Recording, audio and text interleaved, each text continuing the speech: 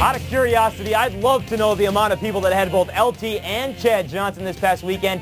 And if you had them both and lost, I bet you're not very good this year at fantasy football. Hey, how are you? Jason Horowitz with you on the Chase Fantasy Football Series. It's Who's Hot and Who's Not CBS Sportsline senior fantasy writer Dave Richard. He'll join me in just a sec from Miami. But first, folks, Matt Hasselbeck may be back on Sunday, which is great for fantasy owners. But if he's not, despite not having the buys, fantasy owners may want to think about playing Seneca Wallace. The guy has averaged 2 touchdown passes a game in his 3 starts. Now, I know he hasn't had a 200-yard game yet, but when you throw in his 33 yards a game rushing, you've got yourself a decent fantasy player. In the last 3 weeks, Wallace rates as the 10th best fantasy quarterback, and you do the math in leagues of 12 teams, he's a starter.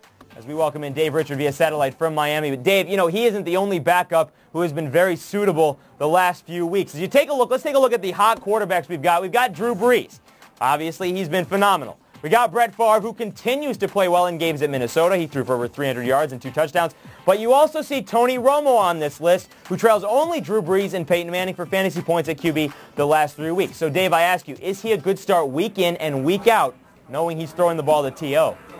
Jason, you can have Seneca Wallace. I'll take Tony Romo. The guy is getting it done yardage-wise, 250-plus a game since he's been a starter. He's good for about 2 touchdowns a game. The rapport he's got going on right now with Terrell Owens, with Jason Witten, it's really good stuff. And he's mobile. He can move out of the pocket. He's doing things Drew Bledsoe couldn't do, so he might get you a couple rushing yards a game, too.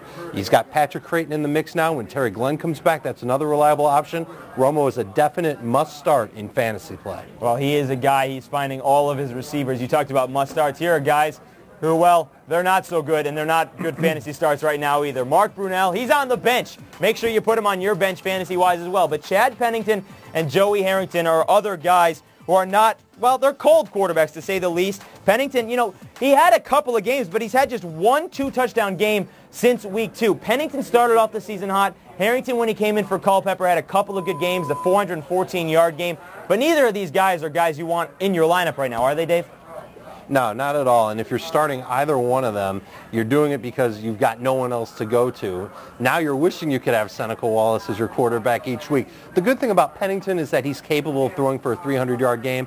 I don't think Harrington has that in him on any kind of regular basis. He still has some tough matchups to go down the stretch. So if you've got Pennington, you know he's got Laveranues Coles, you know he's got Jericho Cotchery, and you know the Jets will game plan every week to cater to their opponent's weakness. That will give Pennington a good chance to win. Tough matchup this week. It is at home, but they do welcome the Chicago Bears. All right, let's go to the hot running backs. Willie Parker, 213 yards and 2 touchdowns this past weekend against the Saints. Steven Jackson, still one of the hottest running backs all season long. He has been a solid first-round pick.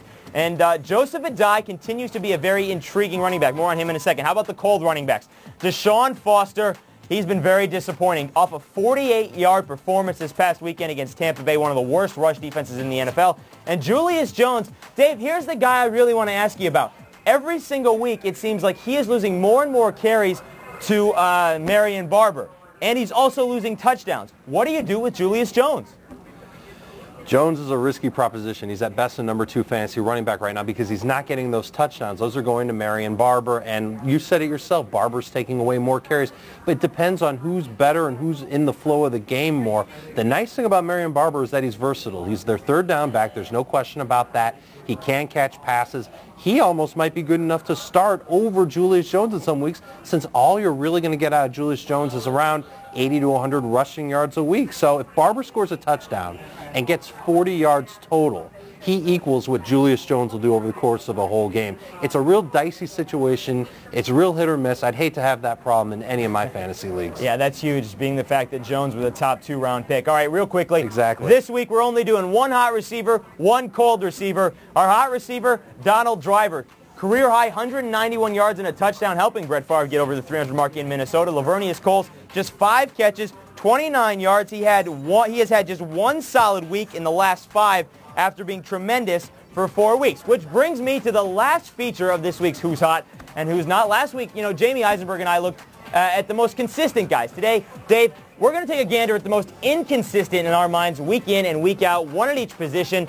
They're not guys that have been the most disappointing, but these guys have had huge spikes week in and week out. Jake Delhomme, Fred Taylor, and Joey Galloway. Dave, these are the guys. Have at them. Well, Jake Delhomme, I think, is going to get more consistent as he continues to play with Steve Smith and Keyshawn Johnson. But the other two guys, yeah, you don't know which way to go with them in the lineup, so do as best you can with them. Play the matchups. It's the simple fantasy football rule, Jason. You know it as well as everyone. When they've got a good matchup, start them. Take the chance when they don't have, if they even have a fair matchup, pull them out of there. Don't use them. Keep your roster safe because they're so inconsistent. You just don't know what you're going to get. Well, we'll discuss matchups and start 'em, sit 'em as well as me versus you in our fantasy league this week. All right, Dave, good stuff from you down there in Florida. For all your up-to-the-date fantasy information, be sure to read Dave as well as Jamie Eisenberg only here on CBS Sportsline. We'll talk to you real soon, Dave. You got it, Jason. All right, folks, that'll do it for Who's Hot, Who's Not here on the Chase Fantasy Football Series. But don't forget about roster trends. A lot of injuries. Dave will tell you how to salvage your season. And then starting Thursday, November 16th, Dave will tell you who to start and who to sit for Week 11. Until then, I'm Jason Horowitz. Take care.